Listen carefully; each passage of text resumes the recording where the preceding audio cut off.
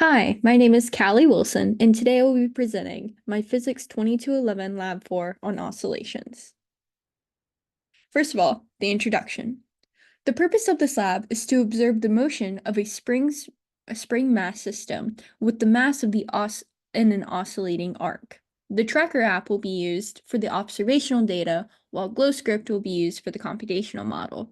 The goal of this experiment is to determine whether the acquired model follows the energy principle. The results of this lab will be that the system's total energy remains at 0, which will show the energy principle. Here are some important equations to consider. As always, Newton's second law, which is F net equal to the change in momentum over the change in time. And then we have the velocity update formula and the position update formula, and as well as the law of conservation of energy. Here are some more important formulas, which are the potential energy formulas and a free body diagram of my spring.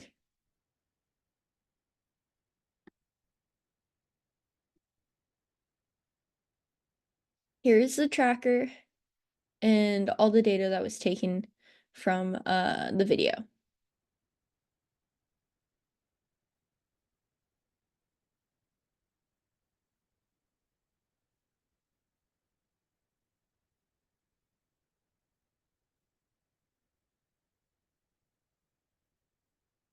Now, on to GlowScript.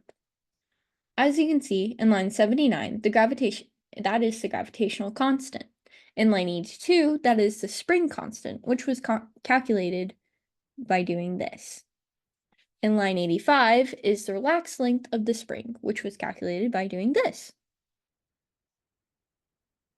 In lines 88 through 90 is the spring length values. In lines 93 through 96 is the initial energy equations.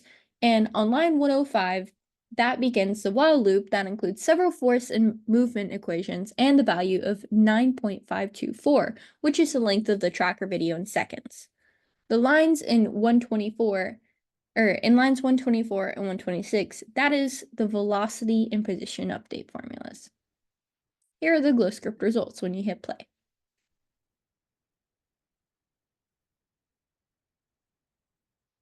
As you can see, it is showing the spring oscillation, and then you scroll down to see the rest of the data,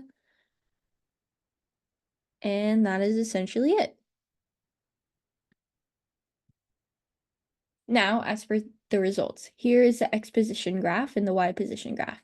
It seems that there are a few sources of error that need to be taken into account here. First, the system is not isolated from the surroundings in real life, meaning that there will be work done by the surroundings on the system.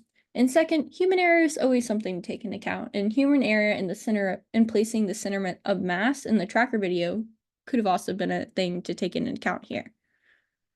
Now, for more results, as you can see in the energy graph, it clearly shows these equations being taken into account. Now, the energy principle is satisfied, as you can see in this graph, because the change in energy of the system is equal to 0.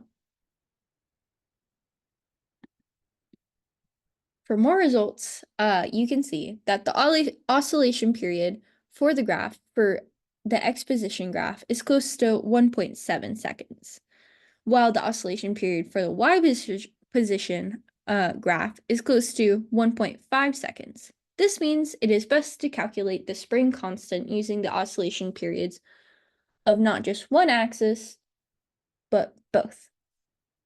And essentially, for like a what if question, what if you did calculate it with both? That would just come out to a more accurate results and accurate just data overall. Thank you, and that's it.